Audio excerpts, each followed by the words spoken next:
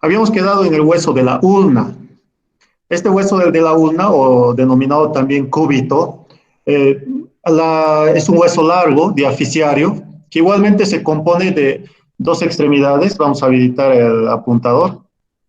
Dos extremidades, una extremidad proximal, la cual se articula con el hueso del húmero a través de una articulación de tipo bisagra, y una extremidad distal, el cual presenta una estructura fibrocartilaginosa, la cual lo separa de un hueso de la primera hilera del carpo, que es el hueso semipiramidal.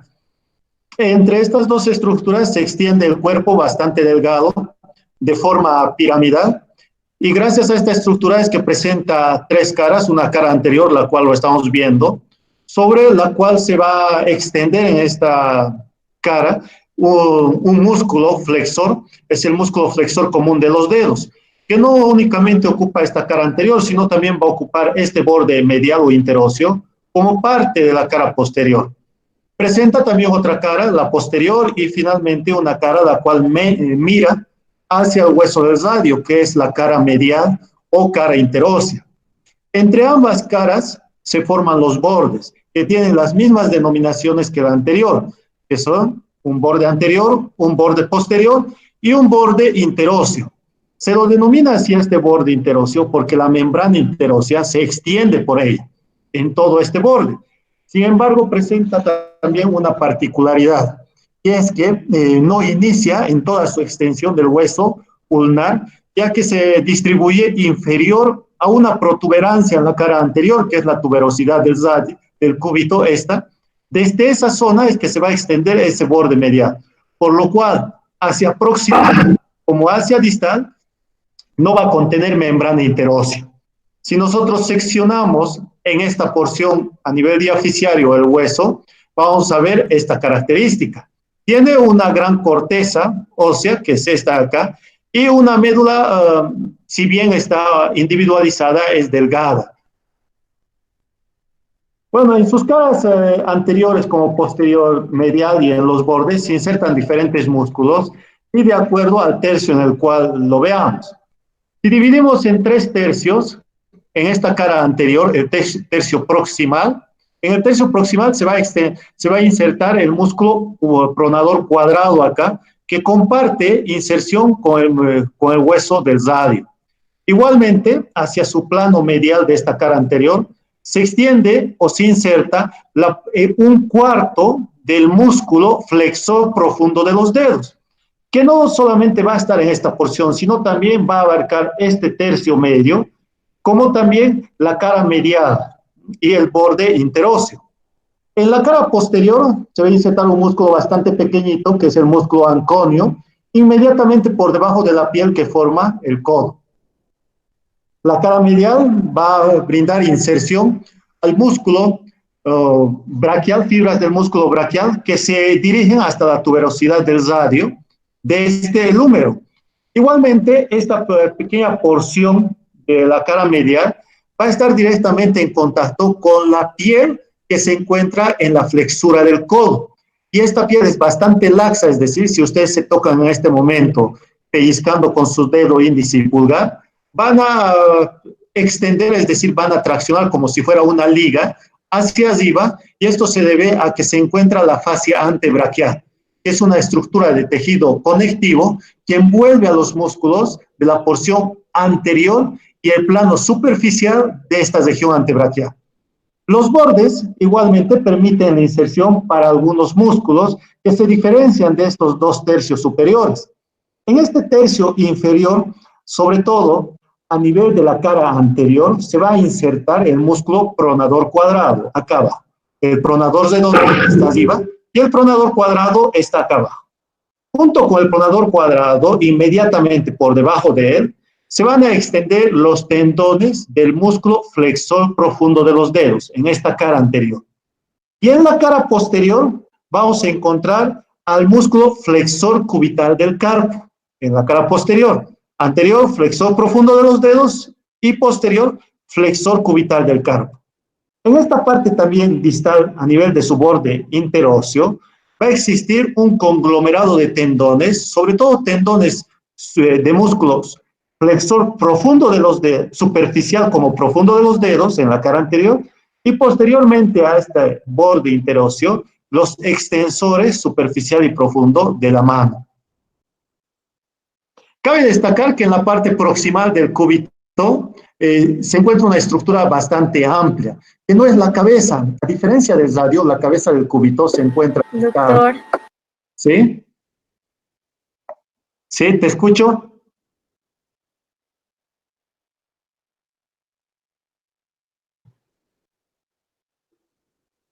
Díganme, muchachos, ¿qué ha pasado?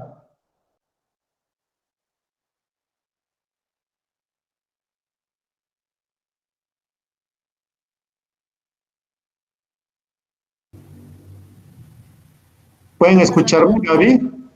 Sí, doctor, yo lo escucho. Alguien me había dicho que tenía problemas. Continuaremos entonces. La parte proximal del cúbito, perdón, la parte proximal del cúbito se extiende en gran medida formando una apófisis. Esta apófisis que nosotros la podemos percibir en la cara posterior del codo es la apófisis olecraniana o el olecranión. Que si lo vemos desde atrás, acá se divide en dos sectores, gracias a una cresta que tiene acá. Un sector superior, al cual se va a insertar el músculo anconio, y un sector inferior, en el que vamos a encontrar los músculos extensor corto y largo del dedo pulgar, así como el extensor del dedo meñique. Proviene desde esta parte esos músculos que mueven los deditos de la mano. En la cara anterior, sin embargo, acá del olecranión, vemos que se forma esta especie de hendidura, esto de acá si lo vemos lateralmente, que se llama escotadura olecraniana. Una vez que la escotadura olecraniana desciende, proyecta anteriormente esta apófisis puntiforme, que es la apófisis coronoides. En conjunto ellas se van a insertar, se van a articular con el hueso del húmero, formando la articulación del codo.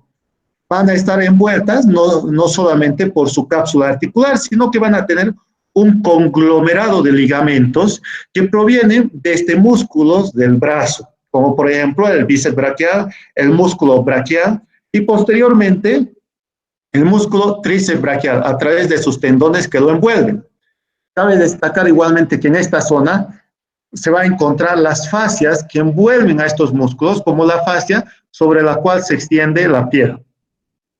Anteriormente al olecranión y en su escotadura que forma, en esta pared interna o pared anterior se proyecta una cresta sobre su línea media, la cresta olecraniana, que divide en dos carrillas, una carrilla amplia lateral y una carrilla más estrecha medial. Inferiormente a ella, sobre la apófisis coronoides, se forman también sus carrillas, las cuales forman parte de la articulación del codo. En sentido medial, esta se va descendiendo, formando una carrilla lateral bastante cóncava. Acá si pueden observar a este nivel, esta carrilla cóncava es la carrilla cubital para la cabeza del radio, formando la articulación radiocubital proximal. Por debajo de la punta de la apófisis coronoides se extiende una tuberosidad, la tuberosidad del cúbito para el tendón del músculo braquial. Y tenemos esas escotaduras, las crestas, casillas laterales como mediales.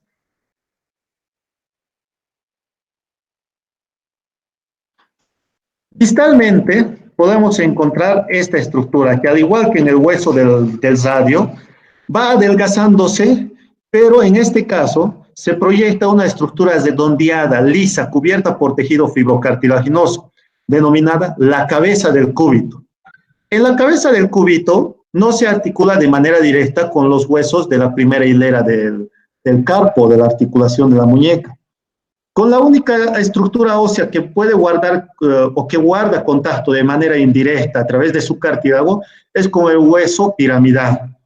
Lateralmente va proyectándose una estructura como esto en forma de uña acá, que se llama la apófisis estiloides del cúbito, que es bastante superficial y está cubierto únicamente por tejido dérmico, es decir, por piel. Esta ustedes la pueden palpar si inmediatamente llevan sus manos siguiendo la trayectoria del dedo meñique. siguen esta trayectoria por el dorso de la mano y perciben una estructura ósea relevante, que es la apófisis estiloides del cúbito. A este nivel, miren, se afina bastante después de formar esa circunferencia. Otra característica también a este nivel es que en la cara posterior ya se forma un surco.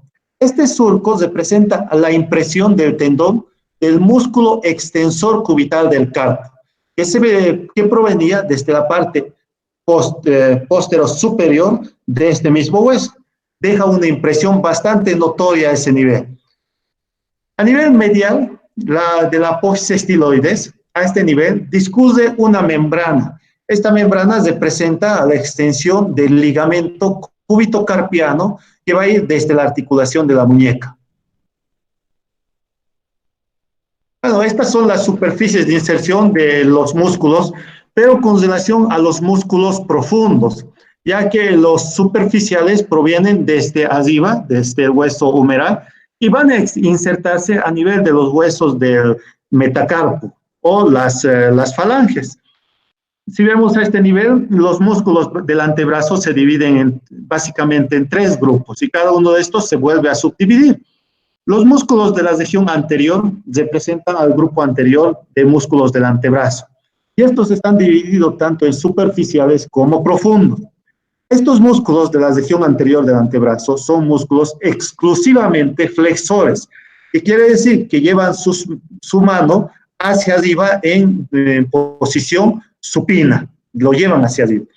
La primera capa que se va a encontrar aquí y que va a apoyarse sobre estas estructuras musculares corresponden básicamente a los músculos superficiales. ¿Cuáles son ellos? Encontramos básicamente 4 en este primer plano, que corresponde al pronador redondo en el tercio superior. Sobre este y hacia los lados encontramos al palmar mayor y palmar menor, e inmediatamente medial hacia este primer músculo, que es el pronador redondo, el cubital anterior. En sentido profundo, o más inferior a estos músculos, se encuentra solo uno, que ocupa el segundo plano de la capa superficial del compartimiento anterior del antebrazo, que es el flexor común de los dedos. Superficial, porque hay también un flexor profundo común de los dedos. El tercer plano va a estar conformado por 2 músculos. Seguimos en la cara anterior, por lo cual van a ser flexores. El flexor profundo de los dedos de la mano, el anterior era el flexor superficial, este es el flexor profundo, y el flexor propio del dedo pulgar. Dijimos que los extensor largo y corto del dedo pulgar, como del meñique, se encuentra en la cara posterior del cúbito. Y finalmente, el plano más profundo de este compartimiento anterior va a estar un solo músculo, que es el pronador cuadrado. Esto es fácil de que ustedes se memoricen, ya que el segundo y el cuarto plano están ocupados solo por un músculo. En cambio, el primer y el tercer plano de este compartimiento anterior lo conforman grupos musculares. El primer plano por 4 músculos, pronador redondo, palmar mayor y menor y el cubital anterior. Y el tercer plano por 2 músculos flexores. Eso no tienen que confundir con los extensores, son exclusivamente flexores en el compartimiento anterior. El flexor profundo, común de los dedos, y el flexor del dedo pulgar, o flexor propio del dedo pulgar. En cuanto al compartimiento anterior. Existe también otro compartimiento que es denominado el grupo lateral del antebrazo, que también se divide en grupos superficiales como en grupos profundos. Sin embargo, estos van a dividirse en planos de igual manera. Primer plano, segundo y tercer plano, que es el más profundo. En el plano más superficial, el músculo supinador largo, o denominado también simplemente como supinador, ya que hay un otro músculo que ha sido considerado el supinador corto, debido a que este músculo en algunos libros lo van a encontrar como el músculo brachioradial. Hablan del músculo brachioradial y el supinador corto. Es el mismo este supinador largo. Luego viene inmediatamente inferior a este, para que ustedes lo ubiquen, ya que en la imagen no se puede ver, ya que ustedes extienden su antebrazo en posición de supinación y siguen la trayectoria del dedo pulgar, de acá afuera. Van a seguir la trayectoria hasta alcanzar la mitad superior de su antebrazo en la porción lateral. En esa porción lateral, cuando hacen puño, sienten como un músculo se contrae. Ese músculo que se contrae, inmediatamente que van a percibir es el supinador largo. Por debajo de él está el primer braquial y el segundo braquial, que ocupan el plano intermedio de este grupo externo de músculos. Son músculos bastante delgaditos y son laterales. E inmediatamente inferior, dijimos que el supinador largo tenía el supinador corto, que se encuentra en la mitad inferior ya de esta porción. Para parámetros de referencia, este tercio inferior, en la gran cantidad de las personas está ocupada sobre todo por ligamentos y tendones. En las personas fisiculturistas, de este tercio inferior, la mitad es ocupada por ligamentos, ya que la cantidad de hipertrofia muscular que sufren estos sujetos tienen una mayor masa magra o tejido carnoso a ese nivel. En el plano posterior o compartimiento posterior, igualmente se dividen en dos grupos, superficiales y profundos. Pero a diferencia de este compartimiento anterior como externo, estos son extensores en el compartimiento posterior y se dividen en superficiales y profundos. Los músculos superficiales nosotros lo podemos observar cuando hacemos puño con gran fuerza y vemos en la cara posterior cómo se notan unos surcos. Estos surcos desde arriba hacia abajo corresponden al músculo anconio desde la región del codo, inmediatamente inferior y medial a él, el músculo cubital posterior, que se apoya sobre la cara posterior del cúbito. Y hacia medial, pero superficialmente, están los extensores, extensor del dedo meñique y extensor común de los dedos. Estos son superficiales y no vamos a encontrar puntos de inserción a nivel de estos huesos, ya que su inserción alcanza la cara dorsal de los metacarpianos y las primeras falanges de los dedos de las manos como del dedo meñique. No hay por eso su representación por colores en esta zona. En cambio, el plano profundo sí lo vamos a encontrar adherido a esta zona y corresponden a los músculos abductor de los dedos, en especial del dedo pulgar, y los extensores largo y corto del mismo dedo pulgar. Estos van a estar en la profundidad, son músculos acintados, quiere decir como cintas, bastante delgaditos, que en algún caso se logra confundir con tendones, básicamente, a este nivel profundo. El otro músculo que se extiende desde acá, pero en dirección mucho más inferior, es el músculo extensor del dedo índice, en la cara posterior. Es el que lleva el dedito hacia arriba cuando ustedes toman café, por así decirlo.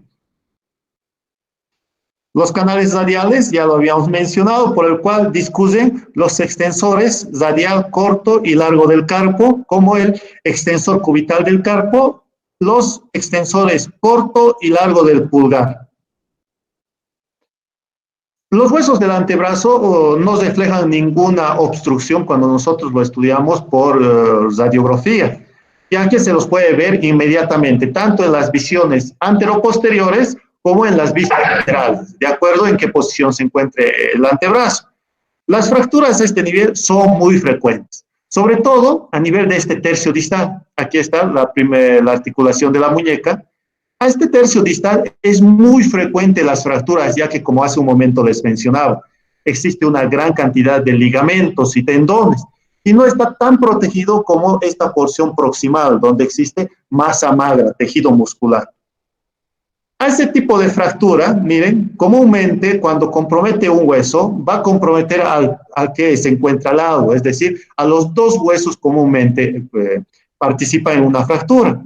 A esta fractura se lo llama fractura de Colles, con doble L, es decir, C-O-L-L-E-S, Colles. Es una fractura muy frecuente cuando uno se tropieza y no coloca las manos de manera adecuada, evitando impactar su rostro contra el piso. Igualmente sucede cuando uno lo tracciona en algunos juegos, se produce ese tipo de fracturas. Si bien son frecuentes estas fracturas, también su resolución es muy rápida, dentro de los 45 primeros días ya está consolidándose e igualmente ya pueden retirarse incluso el yeso que se les pone. Obviamente, primero hay que hacer una reducción abierta o cerrada. En las abiertas, una persona lo sujeta a nivel del brazo y la otra persona tracciona, es decir, jala a nivel de la mano. Esta maniobra tiene que ser realizada en quirófano, ya que una vez que se tracciona, hay que tomar otra placa radiográfica para verificar que efectivamente ingresó en su lugar. Por otra parte, si el huesito no puede encajar en su lugar, como ya está en quirófano, hay que proceder a la cirugía. Es una fractura que tiene que ser resuelta lo más antes posible, antes del 5.º día, ya que a partir del 4.º día se genera calcificación a esta zona, es decir, se va a comenzar a fusionar. Y cuando uno lo deja pasar 7, 10 días, la cirugía que se va a realizar es mucho más compleja porque hay que volver a lijar, entre comillas, a lijar o fracturar esta zona y ponerlo en su nivel. Y es peligroso porque además este es un hueso diaficiario y tiene rica médula ósea.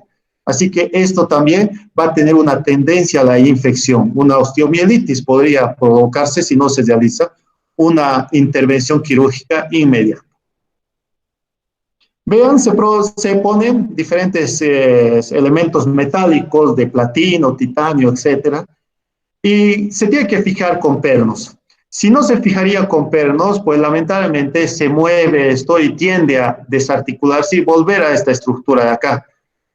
Lo más triste es que si la fractura es compleja, si es conminuta, estas estructuras, estos pernos o clavos, van a quedarse ahí. Y hay que tener cautela cuando uno viaja, ya que cuando uno hace vuelos, va a comenzar a sonar el registrador e igualmente cuando uno es sometido a un estudio de tomografía. Hay que informar de que se porta una placa metálica porque el tomógrafo va a tratar de extraer esta estructura produciendo daños terribles en la mano por desgaste. La otra estructura que conforma a la extremidad superior es la articulación de la muñeca, denominada también el carpo. Cuando hablamos del carpo y las estructuras distales a ellas, se relacionan mucho unas con las otras, manteniendo articulaciones sumamente firmes. En este punto es que se divide la mano en 3 sectores. El sector correspondiente a la muñeca es denominado el carpo y está conformado por 8 huesos. 8 huesos que de afuera hacia adentro se los denomina en hileras. Una primera hilera, la cual está en contacto con los huesos radiocubitales. Y una segunda hilera, la cual se encuentra en contacto con los huesos de la palma y del dorso de la mano, que son los huesos metacarpianos. ¿Cuáles son esos huesitos?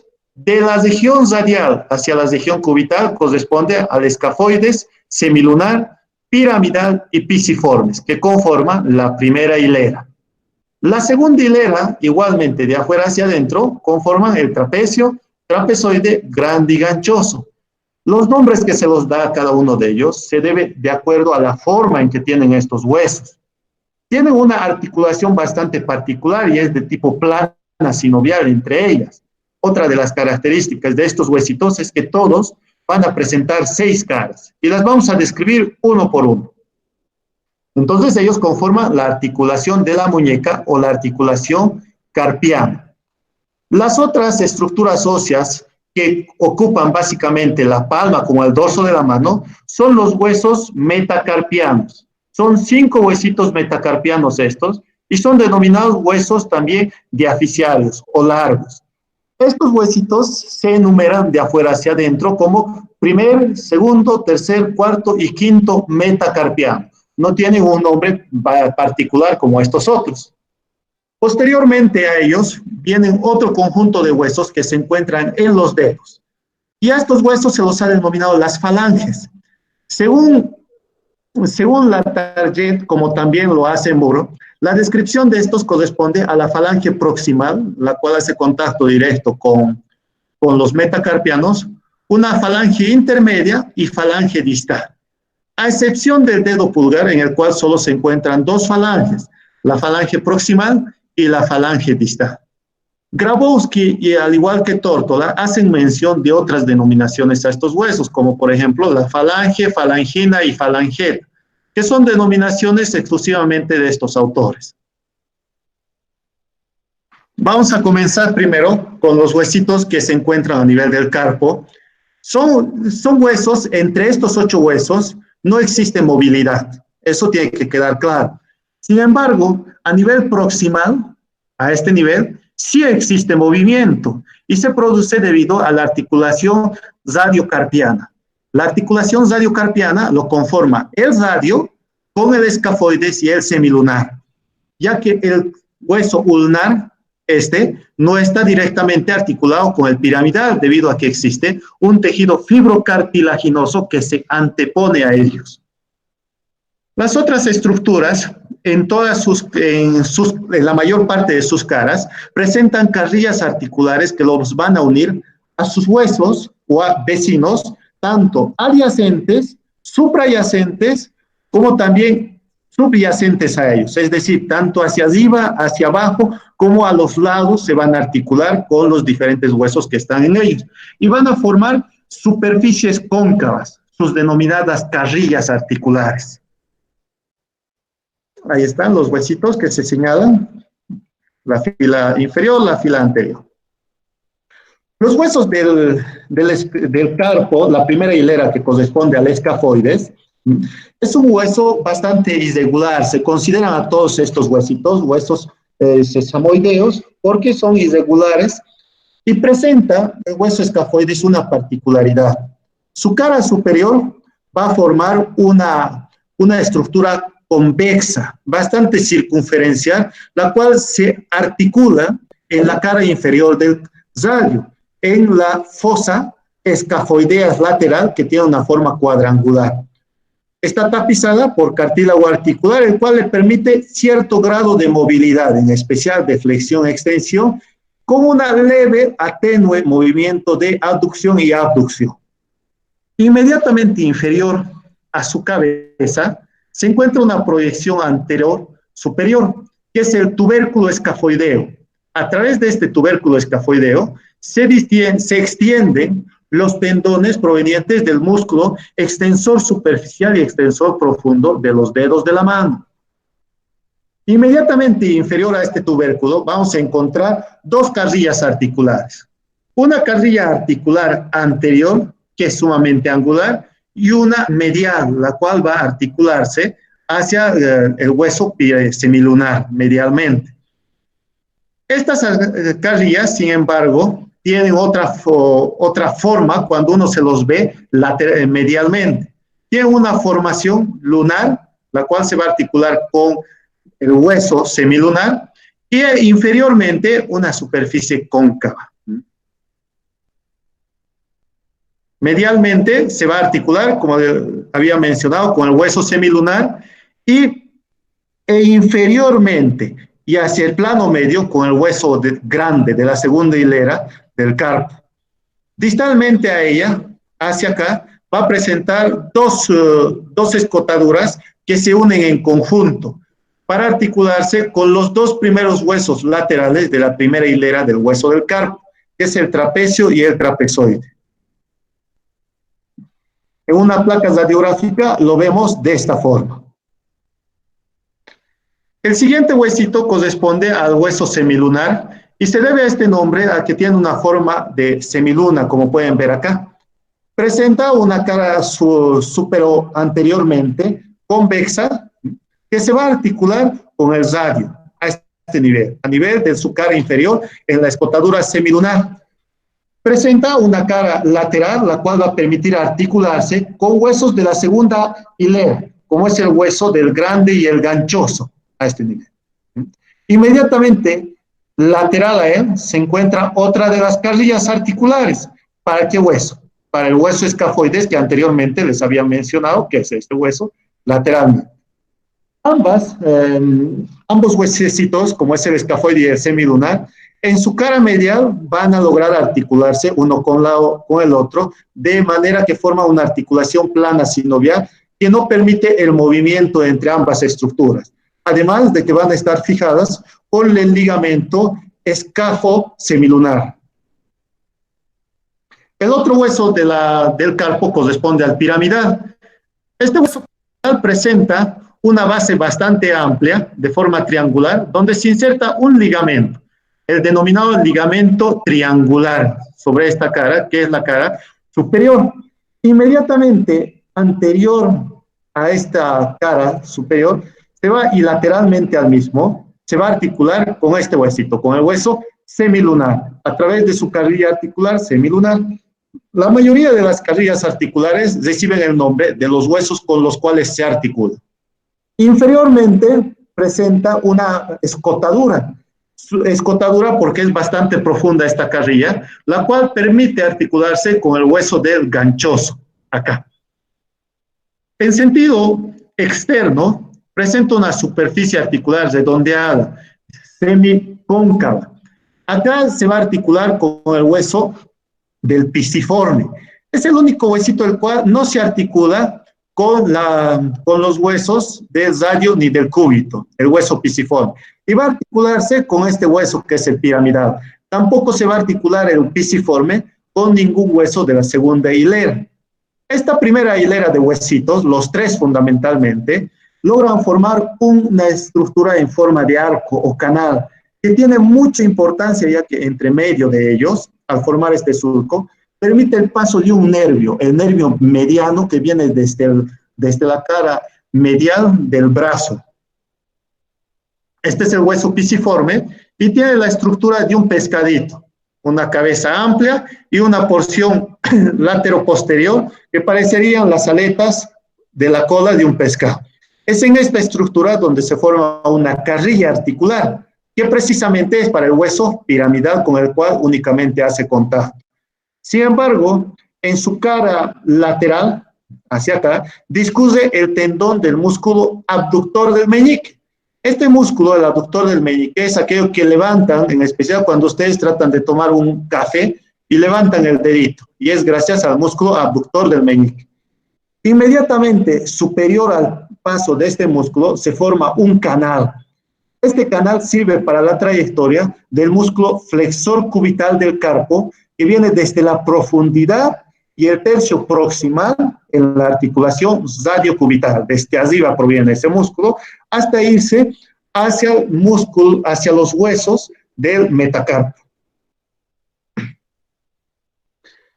La hilera inferior, igualmente de afuera hacia adentro, son estructuras mucho más complejas y que se fijan firmemente a la primera hilera gracias a un conjunto de ligamentos. Ligamentos que llevan el nombre de los huesos que comprometen esta inserción.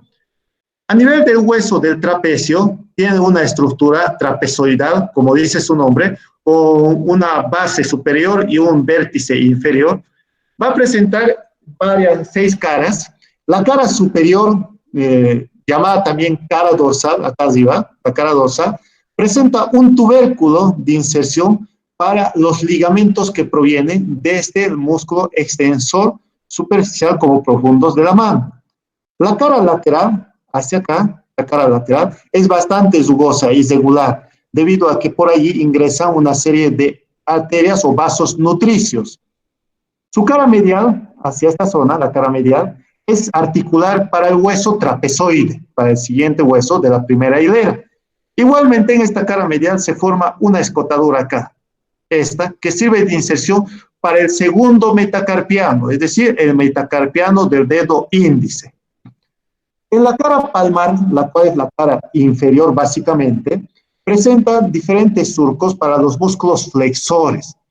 El primer surco, el más notorio, que se encuentra lateralmente a una estructura que se proyecta en ella denominado el tubérculo del trapecio, forma el surco del músculo flexor radial del carpo. Este es en la cara palmar, no es en la cara dorsal, ya que en la cara dorsal van a estar extensores. Inmediatamente medial al tubérculo del hueso trapecio se forman dos surcos, uno de ellos de menor notoriedad que sirve la trayectoria para el músculo, para los tendones del músculo extensor radial corto del carpo y extensor radial largo del carpo, que provienen desde la parte posterior o desde la cara posterior del radio. En la parte inferior, acá se forma una escotadura, una carrilla articular bastante pronunciada, que sirve para la cabeza del primer metacarpiano, es decir, la articulación que corresponde al metacarpiano del dedo pulgar. El siguiente hueso de la segunda hilera es el trapezoide y es una forma de hueso variable al anterior, modificable se podría decir, ya que tiene también una forma trapezoidal. Al igual que el anterior, presenta 6 caras. La cara dorsal, esta cara dorsal, llamada también cara superior, a diferencia de la anterior, es sumamente rugosa, su cara dorsal. Sus caras laterales, sin embargo, son un tanto lisas. En la cara lateral, que es lisa, va a articularse lateralmente con el hueso del trapecio. Y su cara medial se va a articular con el hueso grande. En la cara palmar, se articula superiormente con el hueso escafoides, debido a que forma una excavación bastante pronunciada. Igualmente, en la parte inmediatamente inferior de esta cara superior, va a formar una escotadura para articularse con la cabeza del segundo metacarpiano, es decir, con aquel metacarpiano que se dirige hacia el dedito índice. El hueso grande recibe esa denominación porque es bastante grande, notorio, y sobre todo porque forma parte de la pared media de ese canal que anteriormente les mencionaba, que se forma a nivel de la cara palmar, un canal que sirve para la trayectoria del nervio mediano. Ahora, este hueso del grande sí se puede identificar estructuras de manera fácil, como por ejemplo la cabeza, el cuello, que es una porción estrecha, de la cual se extiende inferolateralmente el cuerpo en una especie de base cuadrangular. En la cara palmar, la cual proyecta básicamente estas estructuras en todo su conjunto, va a ser irregular, bastante rugosa por esto. Y eso se debe a que tiene una gran nutrición. Existen vasos nutricios que lo perforan en gran medida. En su cara superior se va a articular con el primer hueso de la primera hilera, que es el escafoides, y lateralmente a él con el hueso semilunar, en su cara superior. En su cara inferior, sin embargo, se articula con 3 huesos del metacarpo. ¿Cuáles son esos huesos del metacarpo? Son fundamentalmente el segundo, el tercer y el cuarto metacarpiano, razón por la cual se denomina carrilla yuxta articular o las casillas yuxtapuestas, ya que no podemos diferenciar entre una carrilla que corresponde al segundo, al tercer o al cuarto o metacarpiano de estas estructuras. Es muy difícil, ya que es esa zona donde permiten los movimientos para que se genere entre los deditos del dedo índice, medio y anular, sobre todo a ese nivel. En la cara dorsal existen también otras articulaciones que corresponden inmediatamente lateral al hueso grande, que se forma un tubérculo bastante enorme, denominada apófisis del hueso grande. Inmediatamente superior se forma un surco que permite la trayectoria de los tendones o del tendón. En realidad son varios estos tendones, son 4 que corresponden al músculo extensor profundo de la mano. Son 4 porque van a ir a los dedos del índice, medio, anular y meñique. Por eso se lo denomina extensor común profundo de los dedos de la mano. En su cara lateral, inmediatamente inferior a su apófisis de este hueso grande, se va a articular con el escafoides hacia superior, pero hacia medial se articula con el hueso trapezoide, formando un surco que también permite la trayectoria de otras estructuras ligamentarias que provienen desde la articulación misma de la muñeca. Su cara medial va a formar articulación con el siguiente hueso, que es el ganchoso. El hueso del ganchoso o el gancho es uno de los huesos más impresionantes que se puede ver, ya que presenta un tubérculo. Este tubérculo tiene forma de gancho, como se puede observar aquí, y esta es la razón por la cual se lo ha denominado así, el ganchoso. Y sirve de inserción igualmente para los ligamentos radiocubitales que se encuentran a nivel de la articulación de la muñeca. Se articula con los huesos que se encuentran inmediatamente superior hacia él a través de un surco, que es la carrilla articular para el hueso piramidal, Medialmente se va a articular con el hueso del grande y anteriormente a través de una gran carrilla que comparte superficies articulares para el cuarto y el quinto metacarpiano. Ahí están sus carrillas articulares para el cuarto y quinto metacarpiano. Todos estos huesitos, vean, van a formar un surco. Este surco que forman se lo denomina el canal del carpo. Pero este canal del carpo, a su vez, tiene una estructura superior, es decir, un techo. Si nosotros ponemos la mano en supinación, este techo va a estar conformado por una vaina aponeurótica denominada el ligamento transverso del carpo, o llamado también el retináculo de los flexores, porque todos los tendones de los músculos flexores lo van a atravesar. Junto con estos tendones, atraviesa este nervio, muy importante, es el nervio mediano, que nace a nivel de la fosa axilar, arriba, a nivel del brazo. ¿Por qué es importante? Sucede que las personas que utilizan mucho el lápiz, como los pintores o el pincel, o aquellas personas que están todo el día en el escritorio con la computadora o con las máquinas de escribir, como sucedía anteriormente, se les inflama la mano y tienen problemas. Esto les ha debido suceder a ustedes en algún momento en su época escolástica, cuando les dictaba su profesor y comenzaban a escribir y se les cansaba la mano. Esto generaba un tipo de irritación a nivel del nervio mediano, denominado síndrome del túnel carpiano. Dijimos que se forma el canal del carpo y gracias a este ligamento se forma ese túnel. Esa es la razón de esta estructura que se lo ha denominado el síndrome del túnel carpiano. Inflama demasiado el nervio mediano, es muy difícil hacer su tratamiento, ya que antiinflamatorios, al igual que algunos complejos de la vitamina B12, actúan de manera tardía. Uno comúnmente tiene que inmovilizar la manito para que esa reacción inflamatoria desaparezca. Si siguen escribiendo, utilizando la mano, va a continuar esta irritación. Uno de los tratamientos más fáciles que se hace es colocarse una manopla, que son no las manoplas esas que utilizan para golpearse o pegar a alguien, sino las manoplas terapéuticas que las venden en las farmacias, que tienen scratch, y es como estos guantes que utilizan para ir al gimnasio, exactamente igual, de manera que inmovilizan la mano en una posición. Y tiene una gran particularidad este tipo de dolor, ya que el nervio mediano se distribuye exclusivamente a nivel del dedo pulgar, lo inerva totalmente al dedo pulgar, como al índice, al mediano, y la mitad, como se puede observar aquí en esta imagen, la mitad lateral del dedo anular, solamente la mitad lateral. Esta otra mitad va a estar inervado por el músculo cubital. Y a nivel del dorso, el músculo radial va a tener también sus ramificaciones, pero fundamentalmente va a terminar a nivel de los músculos lumbricales, interóseos. Otra estructura que podemos observar a nivel de la mano corresponde a la tabaquera anatómica. ¿Cuál es ella? Es una estructura en forma piramidal, como pueden observar acá en la imagen.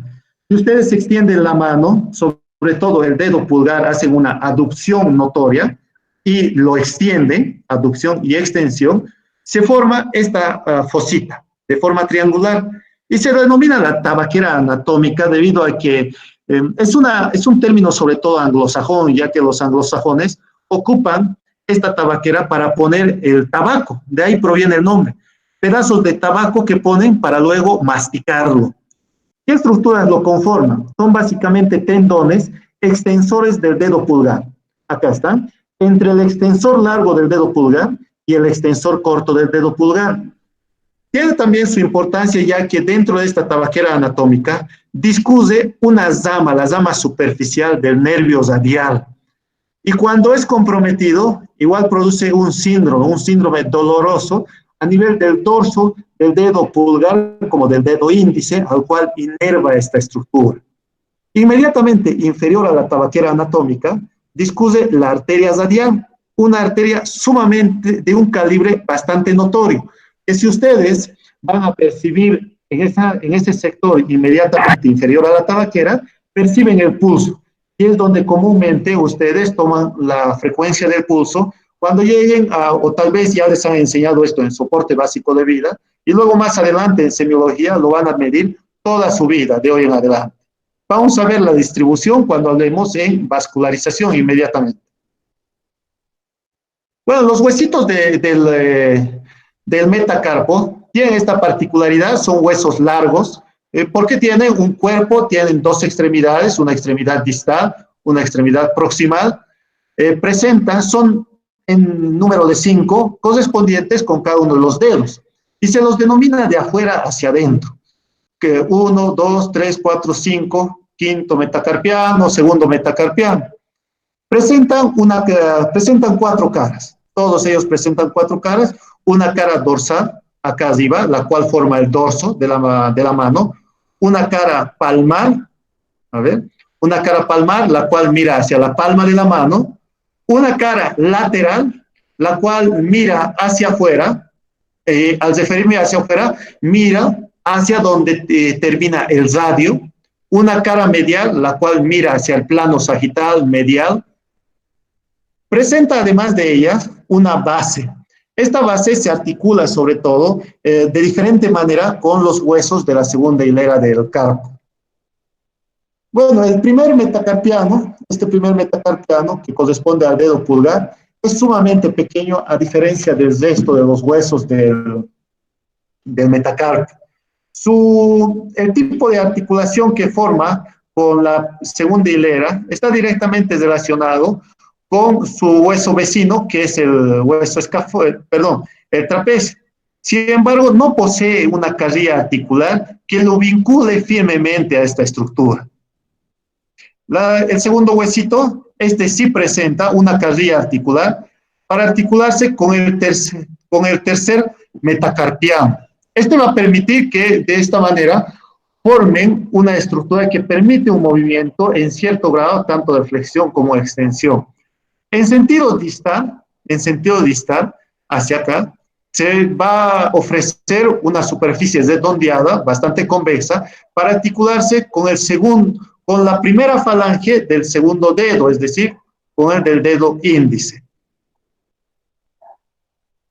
Igualmente va a facilitar la inserción tanto en su cara dorsal como en su cara palmar para el músculo extensor radial largo del carpo en su cara dorsal y en su cara palmar para el flexor radial del carpo.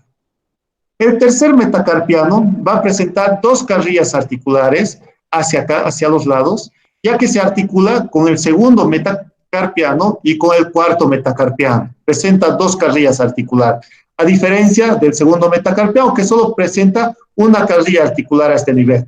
El primero no presenta, como dijimos. Tiene esa característica. El cuarto metacarpiano igualmente presenta 2 carrillas articulares, tanto para el medio como el lateral.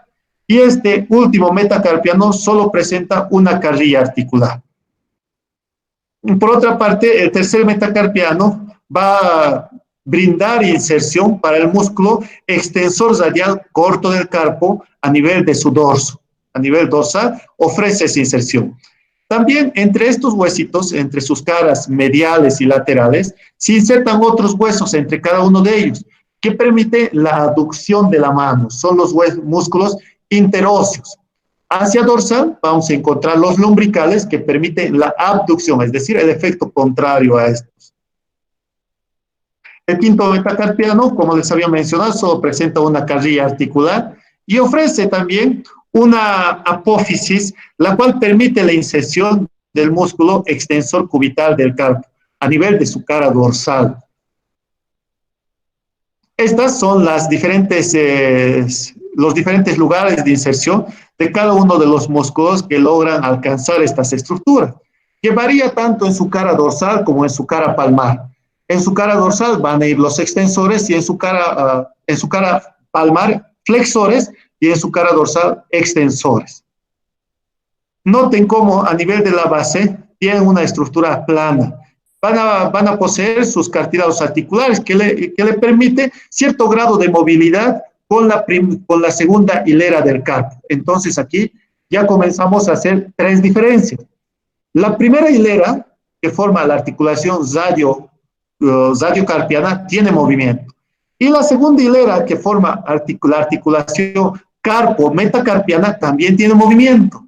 Sin embargo, la articulación intercarpiana entre la primera y la segunda hilera no contiene movimiento en lo absoluto. Es un lugar que están firmemente adheridos por la articulación plana que tiene y por la gran cantidad de ligamentos que lo mantienen firme a ellos. En algunas ocasiones, en estos huesitos del metacarpo, se pueden observar unos huesos pequeñitos como estos, sobre todo a nivel del primer metacarpiano. Son los denominados huesos sesamoideos, que no todas las personas lo tienen. El 60 a 70% de las personas sí lo contienen y es fácil de identificar en una placa radiográfica. Cuando son de gran tamaño, sí uno lo puede palpar, pero es extraño que uno lo palpe, ya que el tejido muscular que en esta zona se encuentra, correspondiente a los músculos opositores largo y corto del dedo pulgar, como también el flexor propio del dedo pulgar, que conforman la región tenar, evitan que se palpe. La región tenar, si ustedes en este momento ven la palma de su mano, hay una región bastante amplia de músculo y una corta. Esa es la región tenar. Estas son las carrillas, dos carrillas articulares, para no confundir con el resto de los huesos. Cuando vean ustedes un huesito del metacarpo y digan, este es el tercer y el cuarto metacarpiano, ustedes lo van a poder identificar a través de sus carrillas articulares. Tercero y cuarto van a tener dos carrillas articulares. En cambio, el cuarto el segundo como el quinto metacarpiano solo tienen una carrilla articular, esta de aquí y esta, la cual los diferencia una de la otra debido a la longitud del mismo hueso. En cambio, el primer metacarpiano no tiene carrillas articulares, ya que su base se articula directamente con el hueso del trapecio. Las falanges también tienen una particularidad, y es que nosotros podemos diferenciar una de la otra, primero, debido al tamaño, y segundo, debido a la estructura que conforman. Por ejemplo, estas son las falanges proximales, la falange medial y la falange distal. Esto en los dedos del índice, medio, anular y meñique. En lo que corresponde al dedo pulgar, solo existe la falange proximal y la falange distal. Ahora, las falanges distales tienen una forma triangular, y es que en la parte distal y en su cara inferior va a existir una pequeña tuberosidad, la tuberosidad piramidal, donde se insertan los tendones que corresponden a los músculos flexores de los dedos, que se insertan no solamente a este nivel, sino que van a insertarse tanto a nivel proximal, medial y distal. Por eso cuando ustedes flexionan los deditos de la mano, se flexionan al unísono todos estos dedos, a excepción de que uno desarrolle una habilidad innata de flexionar el dedo distal sin flexionar el resto de las falanges. La cabecita de estos huesitos tiende a dar la apariencia de ser una troca, es decir, con los bordes laterales engrosados y la parte central deprimida, formando una articulación de tipo troqueal que permite movimientos tanto de flexión como de extensión. En realidad, la extensión lograría ser la posición anatómica de esta estructura. Sin embargo, la posición anatómica lo vamos a poner entre comillas, ya que cuando uno se encuentra en esta posición, las manos o los dedos de la mano tienen un cierto grado de flexión. La diferencia de estos huesitos de las falanges distales con la proximal y medial, además de esta forma triangular o piramidal, es que el resto tiene una forma cilíndrica, son redondas, con una ligera concavidad a nivel de su cara palmar. Vean, aquí se articula. Las articulaciones también tienen su denominación. Por ejemplo, la metacarpo falángica, que es esta articulación, en el cual la cabeza del metacarpo se articula con la base o carrilla articular de la primera falange. Este es un punto bastante importante, ya que cuando ustedes hacen puño, ven un relieve óseo en la superficie de su mano. En este momento, si hacen puño, van a ver las salientes óseas. Esas salientes óseas corresponden a las cabecitas de los metacarpianos, a estas cabezas, y se denominan nudillos en la articulación metacarpofalángica. La siguiente articulación de los huesos de los dedos de la mano corresponden a la articulación interfalángica proximal. Estas articulaciones interfalángicas proximal, que no lo tiene el dedo pulgar, la articulación interfalángica proximal, no lo tiene. Sin embargo, la articulación interfalángica distal, que son estas, sí va a tener también el dedo pulgar. Articulaciones interfalángicas proximal y distal, y nudillos.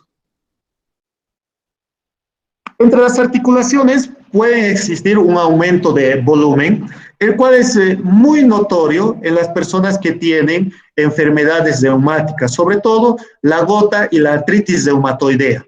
La deformación que se produce debido a que entre estas articulaciones se va acumulando ácido úrico. El ácido úrico comienza a dañar el cartílago articular y produce deformaciones de la mano, como pueden observar acá. Esto es clásico de la artritis reumatoidea. Los nódulos, es decir, este aumento de tamaño debido a la acumulación de ácido úrico, tienen su denominación. Aquellos que se forman a nivel de la articulación interfalángica proximal se los denomina nódulos de Bouchard. Y aquellos que se forman en la articulación interfalángica distal, los nódulos de Everding. Existe esa diferencia. En las personas que tienen artritis reumatoidea y gota, no solamente se encuentran aquí entre los interarticulares proximal y distal, sino que también podemos encontrar a nivel del pabellón auricular, en la oreja, estos mismos nódulos. Y a este nivel se los denomina nódulos tofosos o tofos gotosos, que es muy frecuente observar en estas patologías, sobre todo en aquellas personas que acostumbran comer carne asada, parrillas frecuentemente, se desarrollan estos nódulos de Everding, tanto las de Bouchard. La extremidad superior es bastante interesante en cuanto a los daños que pueden observarse, fundamentalmente en personas que tienen compromisos, sobre todo reumáticos. Cabe destacar que no es difícil el diagnóstico que se puede realizar a ese nivel. Si tienen alguna pregunta hasta este punto. Eu tenho uma. Então, quando se junta este ácido, é porque comem muchas carnes, mas o que é por esto? Exacto, Aline. Lo que sucede, mira, ¿está llevando bioquímica? Todavía no. Todavía no. Ya, a ver, para que más o menos comprendan qué es lo que sucede a nivel bioquímico. Cuando tú comes carne, la carne es una proteína. Esta proteína, si tú tienes mucha actividad física e intelectual, por ejemplo, estás estudiando mucho, esa proteína la vas a utilizar para generar ATP, el adenosín trifosfato, que es la molécula energética de tu organismo. Sin ATP, ninguna de tus células funciona. Ahora, en esta formación de ATP, primero utilizan las proteínas, es decir, el músculo, la carne que has comido. Pero todo proceso metabólico genera desechos. ¿Cuáles son esos desechos que forman? Ácido úrico, urea, creatinina. Estos tres elementos tienen que ser eliminados por vías renales, es decir, mediante la orina. Si tú consumes mucha carne, tienes que consumir también mucha agua, porque es a través de la micción, a través de la orina, que vas a eliminar urea, ácido úrico, creatina, lo eliminas. ¿Qué sucede si tú comes mucha carne, pero tomas poco líquido y no formas orina? Este ácido úrico, la urea, se va a acumular en tus articulaciones. Y esa es la razón de eso, que se forman estos problemas de gota. Uno de los elementos que es utilizado sobre todo para favorecer la micción es a través del consumo abundante de líquidos. Es a través de esa vía que sucede esta acumulación de ácido úrico, Aline. Ya. Gracias, doctor. El brazo o la extremidad superior, para que funcione, tiene que contener una serie de estructuras vasculonerviosas bastante organizadas y distribuidas, no solamente a nivel de los músculos, sino también a nivel de las estructuras óseas y articulares. Estas provienen pero no de estructuras vasculares que nacen inmediatamente en ella, sino que van a nacer en estructuras vasculares y nerviosas que provienen desde la columna cervical y que provienen desde otras estructuras vasculares que se encuentran a nivel del tronco. Vamos a mencionar cuáles son ellas. Una de estas, la primera de ellas, corresponde al plexo braquial. ¿Qué es un plexo? Los nervios que nacen a nivel de la médula espinal son los nervios raquídeos. Y estos, al emerger por el agujero intervertebral, van a formar una serie de estructuras en forma de redes. Estas redes que conforman varios nervios se lo denomina plexos. Los plexos, en su conjunto, se encuentran distribuidos por todo nuestro organismo. Aquellos nervios espinales que les acabo de mencionar se van a denominar desde el 1 hasta el 31 nervios espinales, que lo vamos a ver en neuroanatomía el próximo semestre, pero cabe destacar en este momento que los nervios espinales número 1, 2, 3 y 4 conforman el plexo cervical, que se encarga de la inervación de estructuras musculares, como también dermatológicas a nivel del cuello y la región occipital. Aquellos nervios espinales que corresponden al quinto, sexto, séptimo, octavo nervio espinal cervical y al primer nervio torácico espinal, van a formar este plexo braquial. Se lo denomina así porque van a ser las estructuras que ingresen a nivel de la extremidad superior, básicamente. Una vez que emergen ambos, van a formar tres troncos. Estos tres troncos se encuentran inmediatamente superior a la apertura torácica superior. Aquí está la apertura torácica, inmediatamente superior a ellos. Estos tres troncos son denominados el tronco superior, medio e inferior. ¿Cuáles de las raíces nerviosas lo conforman? El tronco superior está conformado por la quinta y sexta raíz nerviosa espinal cervical, es decir, C5 y C6. El tronco superior. El tronco medio lo conforma únicamente el C7, es decir, el nervio espinal cervical número 7, el tronco medio. Y el tronco inferior lo conforman el octavo nervio espinal cervical y el primer nervio torácico espinal, es decir, C8 y T1. Conforman los tres primeros troncos. Ahora, estos tres troncos, si aquí pueden ver en esta imagen, estos tres troncos van a tener cada uno de ellos dos divisiones, una división anterior y una división posterior, tanto el tronco superior, medio, inferior. ¿Qué sucede con estas divisiones? Pasa que cada una de esas divisiones también hacen sinapsis, es decir, se unen con otra división anterior, formando fascículos. ¿Cuáles son esos fascículos los cuales van a conformar? Son el fascículo lateral, que conforma entre la división anterior del tronco superior y el tronco medial, el fascículo lateral. El siguiente fascículo, el fascículo posterior, lo forman las divisiones posteriores de los tres troncos principales. Esos tres fascículos van a formar, entonces estas tres raíces posteriores forman el fascículo posterior. Y el fascículo medial lo conforman las divisiones anteriores de la división del tronco medial y el tronco inferior. Cada uno de estos fascículos, a su vez, se ramifica en diferentes nervios. Estos nervios, ¿dónde van a ir? Van a ir a músculos, tanto del brazo, del antebrazo y de la mano. Se forman los diferentes músculos a este nivel. Por ejemplo, de la rama o del fascículo lateral van a ser el nervio músculo cutáneo. Este nervio músculo cutáneo se va a extender de la cara anterolateral del brazo hacia la profundidad del antebrazo, llegando a distribuir sus ramas en cada uno de los músculos que siguen su trayectoria de la mitad inferior del antebrazo. No así a nivel del brazo, donde únicamente manda un ramito para el nervio braquial. Inmediatamente inferior a él, cada una de estas, en general, para evitar confusiones, cada una de ellas van a ramificarse. Por ejemplo, este primer fascículo, el fascículo superior, o lateral, perdón, va a ramificarse en 3 nervios. El posterior y el medial, cada uno se va a ramificar en 5 nervios.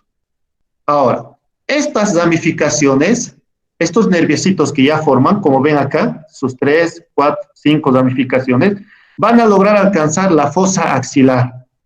A nivel de la fosa axilar, se van a dividir en 2 grupos. Un grupo supraclavicular y un grupo infraclavicular. Acá. Este grupo supraclavicular va a estar conformada por 4 nervios. Esos nervios van a ir hasta músculos de la parte posterior, es decir, músculos de la región dorsal. ¿Cuáles son ellos? Estos nervios corresponden al nervio dorsal de la escápula, el torácico largo, lateralmente que va a ir, el subclavio y el supraescapular. 4 nervios que son los supraclaviculares de este plexo braquial. Los otros nervios, que son infraclaviculares, van a irse a distribuir a nivel del brazo, codo, antebrazo y mano. ¿Cuáles son ellos? Antes de pasar por hablar de estos primeros 4, corresponden al dorsal de la escápula, que va a ir a inervar al músculo romboides. En el caso del torácico largo, va a descender anteriormente para luego hacerse posterior a nivel del pliegue de la vida, inervando al músculo cesato anterior. Sus micrófonos, muchachas. El nervio supraescapular va a ir a inervar el músculo supraespinoso, como también al infraespinoso. Sin embargo, en su trayectoria emite ramificaciones para la articulación glenohumeral, la articulación del hombro. Y finalmente, el cuarto nerviecito, que es el nervio subclavio, que además de inervar al músculo subclavio, va a inervar a la articulación esternoclavicular, va a extenderse hasta esta zona. Las otras ramificaciones que van a ir hacia el brazo, van a conformar diferentes nervios que descienden de esta manera, como se muestra aquí, e inervan estructuras tanto de la pared torácica anterolateral como también del brazo. ¿Cuáles son ellos? Por ejemplo, reciben el nombre de los músculos que van a inervar, como el nervio, estos grupos que ya estoy mencionando, corresponden a los nervios infraclaviculares del plexo braquial. El nervio pectoral lateral, que es el que inerva al músculo pectoral mayor, como también va a dar una ramita, que es el nervio pectoral medial, que va a hacerse profundo hasta alcanzar el pectoral menor. El otro de los nervios se ingresa a nivel del brazo, a diferencia de este otro, y se lo denomina el nervio musculocutáneo. Como les decía, va a ir hacia el músculo coracobraquial, como también al músculo braquial. Sin embargo, inerva también la piel que se encuentra en la parte lateral del brazo, es decir, ese es su dermatoma de esta zona. El otro de los nerviecitos que nace de acá, y puede observarse a este nivel, es el nervio mediano. Este nervio mediano va a discurrir hasta la cara anterior del antebrazo, inervando a la gran mayoría de los músculos de esta zona, sobre todo a la mitad cubital, a excepción del músculo flexor cubital del carpo, ya que este es profundo. También va a inervar a músculos de la palma de la mano, que producen sobre todo aducción. El otro de los nervios son fundamentalmente las ramificaciones que corresponden al nervio radial, que nace también a este nivel, el nervio radial y el nervio cubital, que van a alcanzar el antebrazo, dirigiéndose tanto lateral como medial, es decir, acompañan a la trayectoria de los huesos del cual reciben este nombre. Por ejemplo, el nervio cubital, que sigue una trayectoria medial, va a inervar a los músculos flexores y la mitad cubital de los músculos flexores profundos del antebrazo. En lo que corresponde al nervio radial, este nervio sigue una trayectoria, sobre todo lateral, y se va a extender sobre todo a nivel de la trayectoria del cuarto dedo de la mano. Sobre esta trayectoria va a inervar también la piel de la cara posterior e inferior del brazo, siguiendo el surco radial que habíamos descrito a nivel del hueso del húmero. Dirige toda esa trayectoria. Existe sobre todo una distribución bastante particular de estas estructuras nerviosas a nivel de toda la extremidad superior, formando y dando sobre todo inervación a diferentes músculos. Cabe destacar que a estos nerviecitos que inervan a sus músculos reciben la denominación de nervios musculares, nada más. En algunos libros hacen mención a los nombres de estos nervios con relación al músculo que inervan. Por ejemplo, nervio supinador mayor, nervio palmar mayor, etc. Pero corresponden a ramificaciones que provienen tanto del nervio radial como del cubital. Una particular descripción merece un nervio que inerva sobre todo el músculo del diafragma, que si bien no es un nervio que participa en la extremidad superior, tiene relación con este porque se mezcla con las fibras nerviosas espinales cervicales de la quinta con la cuarta y la tercera. El tercer y cuarto nervio cervical dijimos que pertenece al plexo cervical y el quinto es parte del plexo braquial. Las ramas anteriores de estos tres nervios van a conformar el nervio frénico, que no va al brazo, no va a la extremidad superior, sino que se hace profundo y acompaña a una cadena ganglionar nerviosa, la cadena simpática ganglionar, y se introduce al tórax lateralmente a las estructuras viscerales hasta alcanzar la cara superior del diafragma y lo inerva. Es decir, el control muscular es decir, el control nervioso de esta estructura muscular proviene de estas raíces nerviosas de la médula espinal cervical, gracias a estos nervios que salen de acá. No vamos a hacer más hincapié en estos nervios porque para hablar más de ellos tenemos que conocer neuroanatomía, y es que nacen tanto de la cara posterior como anterior, formando nervios sensitivos como motores, por lo cual este nervio es básicamente mixto. Vamos a quedar en esta parte. En resumen, la inervación de la extremidad superior radica en esta estructura a nivel del plexo braquial. Esta estructura del plexo braquial está conformada por tres troncos: tronco superior, medio e inferior. Se dan divisiones anteriores y posteriores, y sus divisiones forman fascículos. Estos fascículos, a su vez, dan origen a diferentes ramas, las cuales se introducen luego a nivel del brazo, dirigiéndose hasta la parte más distal de nuestra extremidad superior. Y se los denomina, pues, los fascículos sobre todo, en relación con esta arteria, con la arteria axilar. Si se encuentra lateral a ella, va a ser el fascículo lateral. Si se encuentra inferior, el fascículo inferior. Y si se encuentra hacia el plano sagital, el fascículo medial. Se recibe esas denominaciones debido a la relación con esta arteria. Cabe destacar igualmente que estos nervios, como son mixtos, es decir, sensitivos y motores, van a inervar a los músculos, la parte motora, pero la parte sensitiva se va a distribuir a nivel superficial, formando los famosos dermatomas. Estos dermatomas representan diferentes áreas en las cuales uno puede estimular la piel y refleja que estos nerviecitos están íntegros, que están funcionando correctamente.